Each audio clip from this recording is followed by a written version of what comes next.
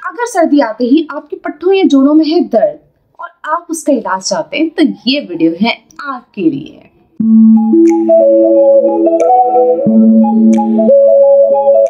अस्सलाम वालेकुम, मैं डॉक्टर नदा वहीद, फिजियोथेरेपिस्ट। आज की वीडियो में हम डिस्कस करेंगे अक्सर लोगों को सर्दी आते ही जोड़ों के दर्द या पट्टों के दर्द स्टार्ट हो जाते हैं, जिसको मस्कुलर पेन या जॉइंट पेन भी कहते हैं, और मौसम चेंज होने की वजह से पेन स्टार्ट हो जाते हैं। तो इसका क्या क्या रीज़न है और इसका इलाज क्या है, तो बेसिकली आज हम टिप्स शेयर करेंगे कि आप इससे कैसे छुटकारा पा सकते हैं। तो लेट्स स्टार्ट द वीडियो। तो सबसे पहले हम डिस्कस कर लेते हैं कि क्या मेन रीजंस हैं जिसकी वजह से सर्दियों में दर्द होना स्टार्ट हो जाता है। इसका जो सबसे पहला रीजन है दैट इज बैरोमेट्रिक प्रेशर। अब आप कहेंगे बैरोमेट्रिक प्रेशर है क्या? वो प्रेशर जो एटमॉस्फेरिक प्रेशर होता है या आपकी एयर में यानी कि हवा में जो प्रेशर होता है उसका तनाव। क्योंकि गर्मियों में बैरोमेट्रिक प्रेशर होता है ज़्यादा और सर्दियों में हो जाता है कम। एक नॉर्मल हमारे जॉइंट्स को अलाइन रखने के लिए, अपनी जगह पे रखने के लिए एक बैरोमेट्रिक प्रेशर एटमॉस्फेरिक एयर का प्रेशर चाहिए होता है जो कि उसको अपनी जगह मेंटेन करता है। लेकिन जैसे ये प्रेशर होता है कम, हमारे टिश्यू डिस्पर्स हो जाते हैं, फैलना स्टार्ट कर देते हैं अपनी जगह से, जिसकी वजह से सरफेस एरिया बढ़ जाता है। और जब सरफेस एरिया बढ़ जाएगा तो नर्व एंडिंग पे जाके इम्पिंज या स्ट्राइक करेगा। नर्व एंडिंग यानी कि जिसकी वजह से आपको दर्द महसूस होता है, और सर्दियों में पेन ज़्यादा इसीलिए बढ़ता है।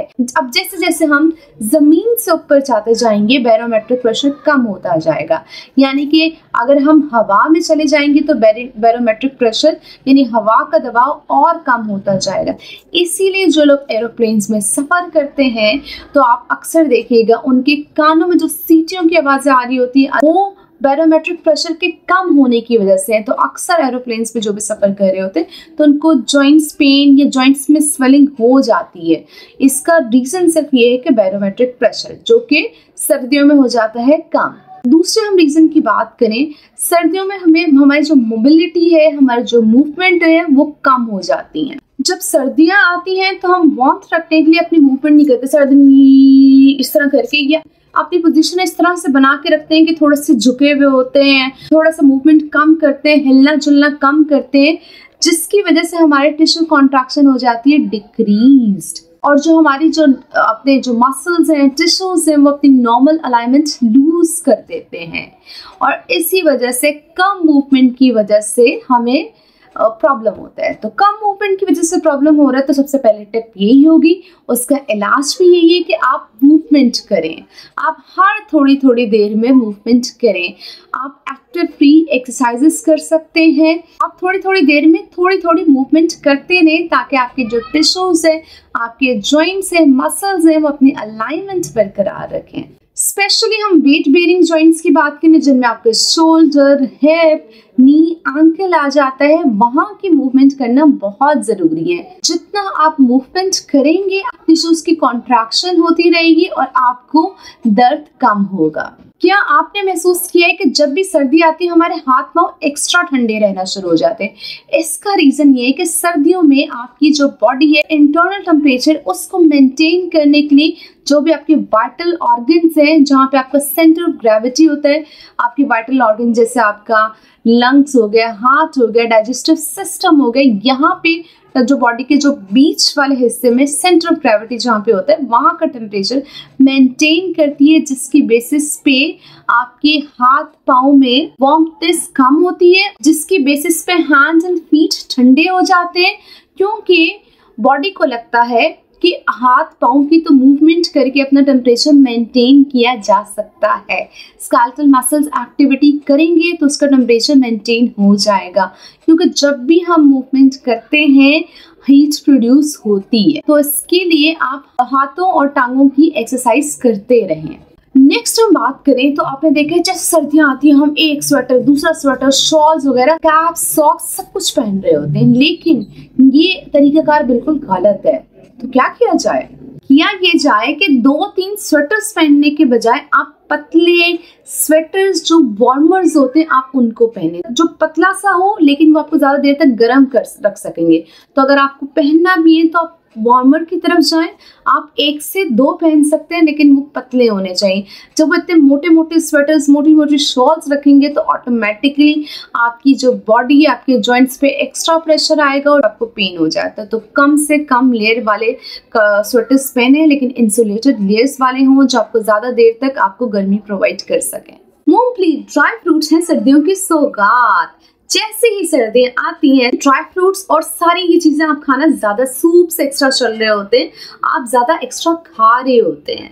सर्दी आते ही आपको मज़ा आता है खाने में, और खाने से आपको ज़्यादा हीट प्रोड्यूस होती है, तो आप ज़्यादा सर्दियों की सौगातें खा रहे होते हैं। तो लेकिन आपको पता नहीं है, अगर आप इस तरह की चीज़ें ज़्यादा खाएंगे तो आपका वज़न भी ज़्यादा बढ़ेगा। जैसे अक्सर आपने देखा होता है कि जैसे सर्दी खत्म हुई, लोगों का वज़न बढ़ जाता है। तो बहुत ज़रूरत होती है कि आप सर्दियों में अपना वेट पे कंट्रोल करें हर 15 से 20 दिन बाद, और शुगरी फूड खाने से रोकें।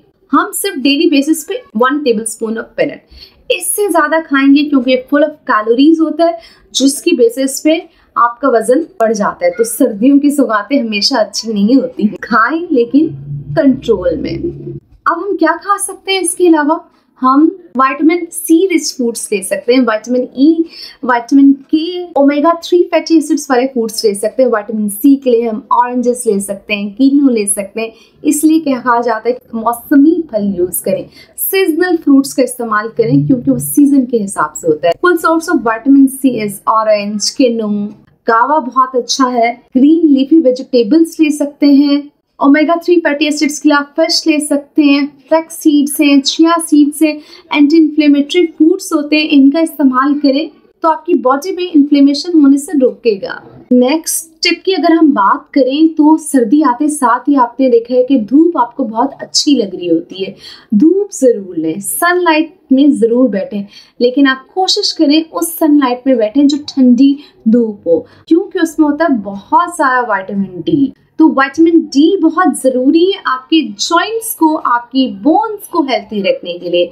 तो धूप ज़रूर लें, एक तो आपको वार्मथ मिलेगा, गर्माइश मिलेगी, दूसरा आपको उससे बहुत सारा, ढेर सारा विटामिन डी मिलेगा। तो बेहतर ये होता है कि आप सप्लीमेंट खाने के बजाय नेचुरल रिसोर्सेज से आप विटामिन डी लें, और नेचुरल रिसोर्स तो आपके पास इतनी बड़ी है, that is sunlight, free of cost. जो सूरज में जरूर बैठे। सर्दी आते ही पानी पीने का दिल नहीं चाहता, आपका दिल चाहता है कम से कम पानी पिए, पानी का इस्तेमाल कम हो जाता है, ना प्यास लगती है ना दिल चाहता है। लेकिन सर्दियों में बहुत ज़रूरी होता है अपने आप को हाइड्रेट रखना। आपने देखा है स्किन पे किस तरह ड्राइनेस आ रही होती है, रिंकल्स आ रहे होते हैं, that is because of dehydration. तो पानी का इस्तेमाल आपको हमेशा ज़्यादा करना चाहिए। तो जैसे सर्दी स्टार्ट हो, अपना हाइड्रेशन लेवल बढ़ा दें, काउंट करें अपने पानी के ग्लास के आप कितना पानी पीते हैं। जितना हाइड्रेट रखेंगे, आपके टिश्यूज प्रॉपर फंक्शन करेंगे, उतना आपको बॉडी पेन नहीं होगा। आज मैंने आपके साथ कुछ टिप्स और ट्रिक्स शेयर की, जिसकी बेसिस पे आप अपना जॉइंट पेन, मसल पेन सर्दियां आते साथ ही जो स्टार्ट हो जाता है उसको कम कर सकते हैं। सर्दियों में कौन सी एक्सरसाइज करनी चाहिए, अगर आप चाहते हैं कि मैं इस टॉपिक पर वीडियो बनाऊं तो कमेंट सेक्शन में अपनी राय का इज़हार जरूर करें।